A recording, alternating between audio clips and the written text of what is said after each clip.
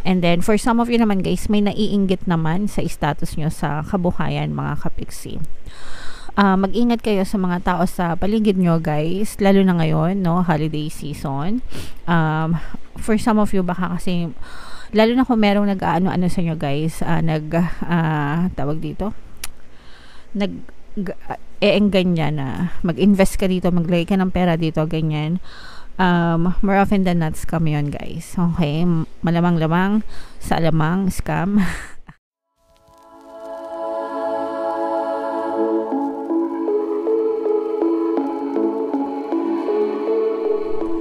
Hello guys, hello Taurus. Happy 2024, Happy New Year sa inyo mga kapiksi.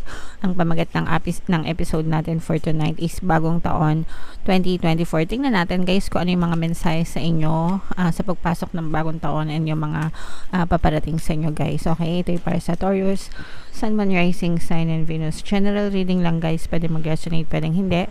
Combination ng positive and negative energy mga kapiksi. Comment down below if feeling nyo naka-resonate kayo sa mga messages para sa inyo guys. Okay? So ito yung mga paparating sa inyo or yung mga mensahe sa inyo ng inyong mga gabay mga kapiksi.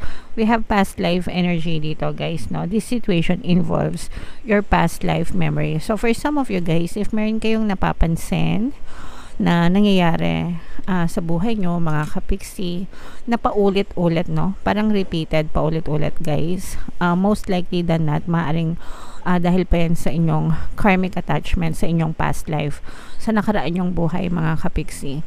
And ang reason kung bakit nangyayari siya sa inyo is para matutunan nyo yung leksyon na hindi nyo natutunan sa nakaraan nyo. Kasi sometimes no, pag paulit-ulit na nangyayari sa atin, parang meron kasing ibang mga tao na matitigas talaga yung ulo.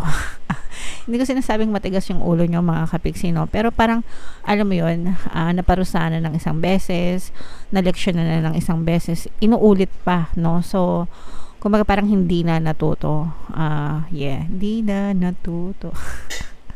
Parang gano'n, no? Parang hindi na natuto, hindi na nagtino, hindi na umayos-ayos, ganyan. So, kaya nangyayari ulit sa inyo yung mga sitwasyon na yun, mga kapiksi, kasi hindi natututo, hindi inaayos yung buhay. So, hindi naman siya mag-resonate sa lahat guys, pero in case na maka-resonate kayo and feeling nyo ganyan yung nangyayari sa inyo guys, maaaring meron kayong lessons na dapat matutunan. So, i-assess nyo rin yung buhay nyo, kasi baka for some of you, baka nagiging matigas na talaga yung ulo nyo mga kapiksi. Okay? And para sa inyo din naman yung mga lessons na yan mga kapiksi. Another message for you guys is maging strong, no? Be strong. You are stronger than you think you are, and your strength assures a happy outcome. So, lalo na ngayon, no? Panibagong taon na, mga kapiksi, brace yourselves. Kailangan mas naging strong na kayo dun sa mga past experiences nyo, sa mga lessons na natutunan nyo itong taon, itong 2023, and magsilbi siyang reference guide nyo, and paghugutan nyo ng lakas yung inyong 2024. Meron tayong survey, no, na ginawa dun sa ating community page, no. Nagtanong ako doon, malapit nang matapos yung 2023, naging masaya ka ba ngayong taon? Vote and comment below. So maraming bumoto na no, guys. Although marami din naman yung bumoto na sakto-sakto lang, pero nagulat ako kasi marami akong nabasa na malungkot sila ng 2023. So ina-expect ko kasi na mas maraming boboto ng masaya. Mas masaya ngayong 2023, ganyan, kasi nga 'di ba, palagi kong sinasabi sa inyo sa mga videos natin na kailangan happy vibes tayo, maging masaya, mag-focus sa positive, mag-focus sa mga goals and dreams, and kalimutan na yung mga negative. So marami pa ring hindi nakaka-move on guys, marami pa ring mga nega sa tingin ko sa inyo, kaya medyo yung iba is malungkot pa rin, pero wag na nating dalhin yun sa 2024 guys, no? And yun yung magsilbing aral sa inyo para mas maging strong kayo for 2024, mga kapiksi. And ito guys, ito regalo sa iyo to ni universe, no? Kapayapaan ito, okay?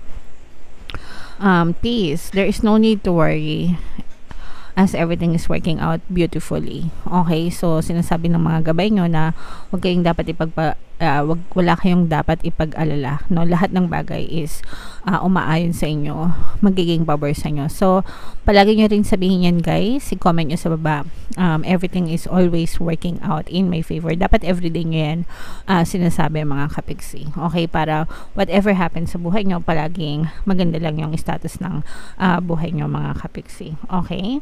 Alright, so yan yung mga messages para sa inyo, guys.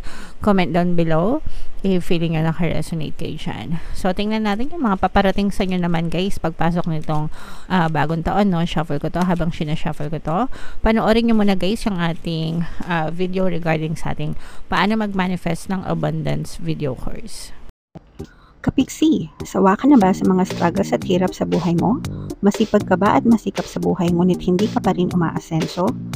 Ilang beses ka na bang nag-attempt magnegosyo at mag-invest pero palagi ka pa rin nalulugi? Sa pagkakataon na ito ay maaaring may subconscious beliefs ka na nagiging balakid sa iyong pag-unlad at pagyaman. Introducing, paano mag-manifest ng abundance video course.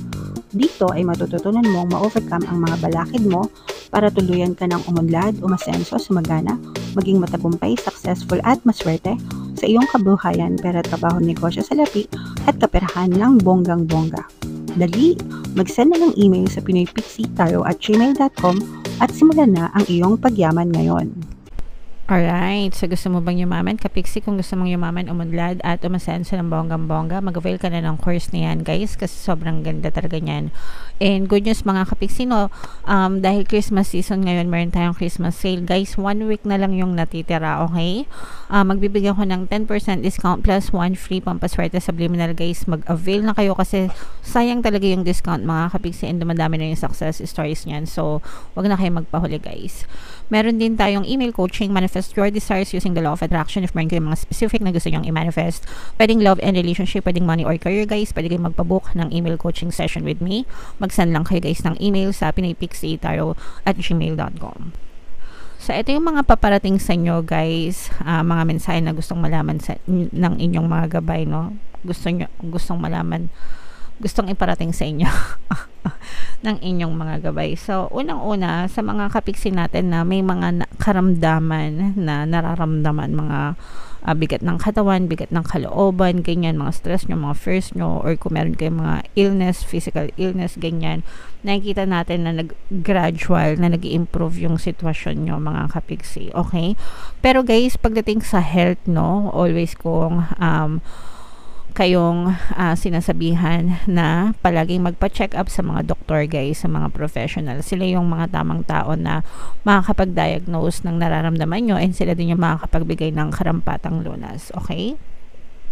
And then, syempre, magdasal kayo, no? Ipagdasal nyo na maging okay yung kalusugan nyo. At saka, ingatan nyo rin, guys. Healthy body, healthy mind, healthy body, mga kapiksi. Magkasabay yan palagi, guys. So, make sure na kayo din mismo inaalagaan nyo. And, di ba kaya nga tayo merong kasabihan na prevention is better than cure. So, wag nyo na antayin lumala yung mga nararamdaman nyo bago kayo mag-inom-inom ng mga supplements, vitamins, diba? Kasi kailangan natin yun eh. Doon tayo kukuha ng sustansya. Guys, hindi yung kung kailang malala na tsaka kayo magbibilihan ng mga barley or kung ano-ano, diba? Kumbaga, wala pa kayong nararamdaman. Kung alam nyo makakabuti sa katawan nyo, inumin nyo, diba? Pero syempre, mas maganda kumonsulta pa rin kayo sa mga manggagamot, ganyan, para talagang alam nyo kung may nararamdaman, there's something wrong with your body or not, okay? So, again guys, prevention is better than cure, okay? And then, for some of you guys, meron tayong may mga matatapos kayong yugto chapter ngayong 2023, mga kapiksi. So, this is a good indication. Yung mga projects, kung meron kayong mga wino-work on na projects, mga kapiksi, if meron kayong mga kontrata sa mga proyekto, or kung ano man, baka freelancer kayo, ganyan, matatapos yung mga projects nyo, mga kapiksi, and matatapos nyo siya successfully, guys. Okay? So, yun naman yung kagandahan sa inyo. So, kumbaga, parang bago pumasok yung 2024, natapos nyo na tong cycle na to, and by 2024 pwede na kayo magsimula ulit ng mga bagong projects, bagong proyekto sa buhay nyo, mga kapiksi, okay? And then for some of you naman, guys, may naiinggit naman sa status nyo sa kabuhayan, mga kapiksi. mag-ingat kayo sa mga tao sa paligid nyo, guys, lalo na ngayon, no, holiday season. For some of you, baka kasi, lalo na kung merong nag-ano-ano sa inyo, guys, tawag dito, ganyan na mag-invest ka dito, maglagay ka ng pera dito, ganyan. More often than not, scam yun, guys. Okay? Malamang-lamang sa alamang, scam. Pero pag-aralan nyo din, hindi naman lahat scam. Meron din naman mga legit na investments. Pero, pag-aralan nyo, mga kapiksi, no? Make sure na, mag-research, magsaliksik, alamin, di ba? Mag-imbestiga kayo, mag-CI kayo, ganyan. Tapos, tsaka nyo, kung komportable kayo, edi okay. Pero kung hindi, malamang-lamang scam yan kasi maaari may magsamantala sa inyo, mga kapiksi. Okay? And, for some of you naman, guys, ito, traitor ito eh. Feeling ko merong sasaksak sa inyo sa likod. Hindi yung literal na saksak, figuratively speaking, no? Baka may mang backstab sa inyo, mga kapiksi. Ito kasi naiinggit ito eh, dahil sa mga achievements nyo sa buhay nyo, guys eh. So, maraming ganyan sa paligid. Akala mo tatahitahimik, akala mo kaibigan mo, pero nagngingit-ngit yung mga kalooban nila and gusto nilang mapabagsak kayo, guys. Okay? So, pagdasal natin sila na sana mahanap nilang kapayapaan na sa puso nila, no? Para hindi sila mainggit, ganyan. Pero kailangan nyo pa rin protektahan yung sarili nyo, mga kapiksi. So, mas maganda stay low-key para hindi kayo mapahamak, mga kapiksi. And while others are backstabbing nyo, meron pa rin namang ibang mga tao mapagkakatiwalaan kayo, guys. Okay? So, there's somebody na staying loyal sa inyo, yung mga pamilya nyo, yung mga malalapit, no? Sa buhay nyo, mga kapiksi.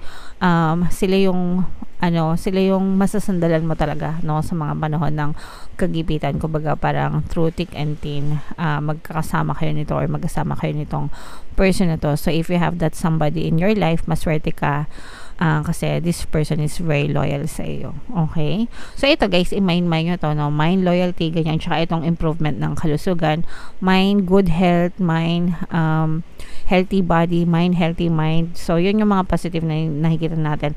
At tsaka yung mga project completion, yung mga makukumpleto nyo, mga cycle na mag-e-end sa inyo. So yun yung mga positive, guys, i-mind nyo yun sa comment section para yun yung may experience nyo ngayong bagong taon, guys. Okay?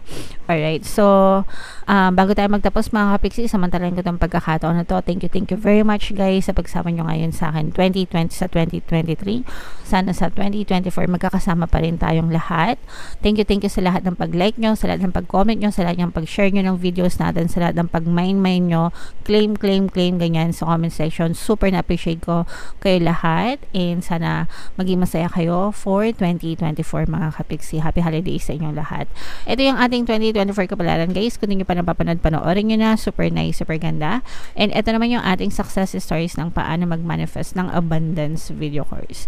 Click here to subscribe, guys, and click here para maka-join sa ating membership program. Thank you for liking, sharing, and subscribing. See you again next time. I love you all. Have a nice day. Bye-bye.